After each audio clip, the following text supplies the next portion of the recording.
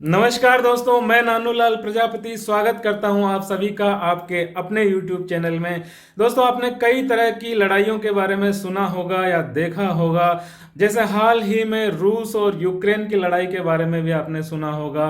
इससे पहले भारत और पाकिस्तान की लड़ाइयों के बारे में बहुत लंबे समय तक चर्चा हमारे देश में चलती आ रही है। लेकिन अगर वर्तमान की मैं बात करूं तो हमारे देश में एक ऐसी बहस चल रही है जिस बहस की कितनी उपयोगिता और महत्व है ये तो आप पूरा वीडियो देखने के बाद ही तय कर सकते हैं। टाइटल और थंबनेल से आप समझ ही गए होंगे कि मैं आज के इस वीडियो में क्या चर्चा करने जा रहा हूं। हाँ दोस्तों, भारत वर्सेज इंडिया, यानी कि चर्चा ये चल रही है, बहस ये चल रही है कि एक देश का एक ही नाम हो और वो नाम हो भारत।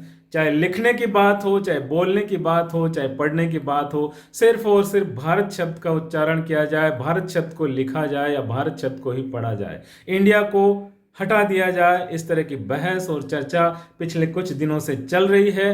इस चर्चा की कितनी सार्थकता है ये हम आगे कुछ तथ्यों के साथ में देखने की और समझने की कोशिश करते हैं। कयास ये भी लगाए जा रहे हैं कि सरकार ने भी इस प्रस्ताव को मंजूरी देने की पूरी तैयारी कर ली है।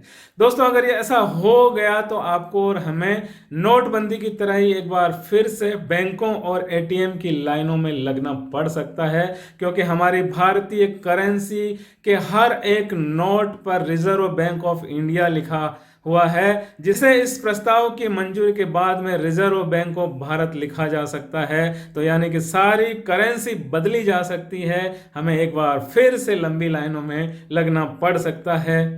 खैर, आगे जो भी होगा देखा जाएगा, लेकिन अभी हम बात करते हैं भारत और इंडिया, इन दोनों नामों की उत्पत्ति कहाँ से हुई है और ये जो बदलाव की चर्चा हुई है, इस चर्चा की शुरुआत कहाँ से हुई है। सबसे पहले हम जानते हैं भारत नाम के बारे में। भारत नाम का वर्णन भारतीय इतिहास में कई पौराणिक कथाओं में मिलता है और इस नाम का वर्णन कई ग्रंथों में भी किया गया है। हिंदू पौराणिक कथाओं के अनुसार भारत नाम जो है वो राजा भरत के नाम से लिया गया है। राजा भरत पांडवों के पूर्वज थे, राजा दुष्यंत और शकुंतला के पुत्र थे, जिसकी एक बहुत बड़ी और लंबी कहानी है। कहा जाता है कि राजा भरत बहुत ही वीर, साहसी और अपने नेतृत्व के गुणों की वजह से बहुत प्रसिद्ध थे।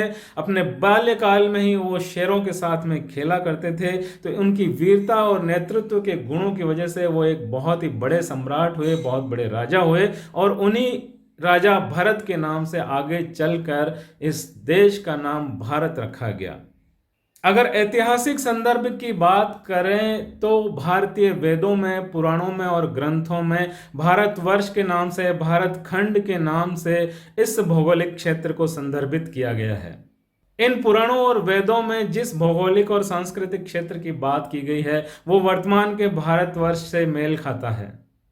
साहित्यिक दृष्टि से भी भारतीय उपमहाद्वीप, इसकी समृद्ध विरासत, महान परंपराओं और इतिहास का प्रतिनिधित्व करता है।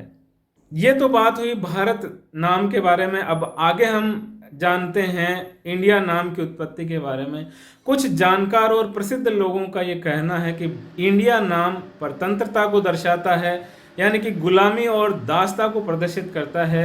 ये भारत देश की गरिमा के विरुद्ध है, ऐसा उनका मानना है। लेकिन दोस्तों, सच्चाई क्या है ये तो हम आगे इस वीडियो में चर्चा करके समझने की कोशिश करते हैं। ऐसा माना जाता है कि भारत नाम की उत्पत्ति सिंधु घाटी सभ्यता से हुई है, जो विश्व की सबसे महान और पुरानी सभ्यता कही जाती है। सिंधु घाटी सभ्यता 2500 से 1500 ईसा पूर्व उस क्षेत्र में थी जहां अभी आधुनिक पाकिस्तान या उत्तर पश्चिम भारत स्थित है। ऐसा माना जाता है कि इंडिया नाम सिंधु नदी से लिया गया है, जो इस सभ्यता की एक प्रमुख और महत्वपूर्ण नदी थी। प्राचीन संस्कृत ग्रंथों में भी सिंधु नदी के आसपास के क्षेत्र को सिंधु प्रदेश या सिंधु देश के नाम से जाना जाता था, जिसका अर्थ था कि सिंधु नदी की भूमि।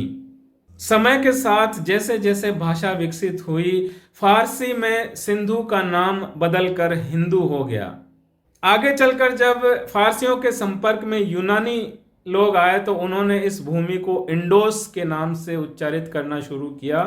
और यही इंडोस शब्द आगे जाकर अंग्रेजी और अन्य भाषाओं में इंडिया शब्द के रूप में विकसित हुआ। इन बातों से हम समझ सकते हैं कि इंडिया नाम गुलामी को यानी कि दासता और परतंत्रता को दर्शाता है या नहीं। अगर नहीं तो संवैधानिक रूप से स्वीकार करने के 74 साल बाद में ये मुद्दा फिर से क्यों चर्चा में आया है। हाल ही में आरएसएस के प्रमुख श्री मोहन भागवत जी ने अपने एक भाषण में ये कहा है कि हम सबको इंडिया शब्द का प्रयोग करना बंद कर देना चाहिए, हमें सिर्फ भारत शब्द का ही प्रयोग करना चाहिए। हम सब लोग इंडिया शब्द का उपयोग करना छोड़ दें और भारत शब्द का उपयोग करना प्रारंभ करें, तो हम बोलने में लिखने में सर्वत्र भारत कहे। इस स्पीच के कुछ ही दिनों बाद में G20 के एक आमंत्रण पत्र में द प्रेसिडेंट ऑफ इंडिया शब्द की जगह द प्रेसिडेंट ऑफ भारत शब्द का प्रयोग किया गया। तो बहस यही चल रही है कि क्या वाकई में इंडिया नाम को हटाकर सिर्फ भारत ही कर देना चाहिए। जैसा हमने दोनों नामों की उत्पत्ति के बारे में जाना और समझा, शायद हमें ये समझ में आता है कि दोनों ही नामों का अपना एक अलग महत्व है, दोनों ही नामों की अपनी एक अलग संस्कृति है, दोनों ही नामों की अपनी एक अलग उपयोगिता है। दोनों ही नाम हमारे देश के लिए फिट बैठते हैं और दोनों नामों से ही हमारे देश की पहचान भी है।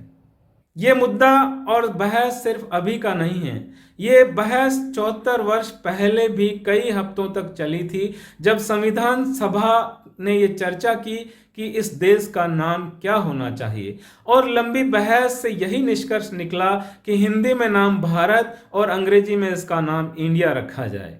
इस विषय के बारे में आप सभी स्वतंत्र हैं, आपकी अपनी एक राय हो सकती है, अपना एक विचार हो सकता है, लेकिन मेरा निवेदन तो सिर्फ ये है कि बहस के लिए और भी बहुत ज़्यादा जरूरी मुद्दे इस देश के लिए है, तो हमें हमारी सरकार को, हमारे नेताओं को और हमारे अफसरों को भी उन जरूरी मुद्दों पर भी अपना ध्यान आकर्षित करना चाहिए जो हमारे देश के बच्चों के लिए, हमारे देश की युवाओं के लिए, हमारे देश की महिलाओं के लिए बहुत ही ज़्यादा जरूरी है। धन्यवाद दोस्तों, आपने अपना कीमती समय लगाकर इस वीडियो को देखा। अगर आपको ये वीडियो अच्छा लगा तो इस वीडियो को ज़्यादा से ज़्यादा लाइक करें, शेयर करें और चैनल को अभी तक सब्सक्राइब नहीं किया है तो चैनल को सब्सक्राइब करके बेल आइकन जरूर ऑन करें ताकि अगले वीडियो का नोटिफिकेशन भी आप तक पहुंच सके।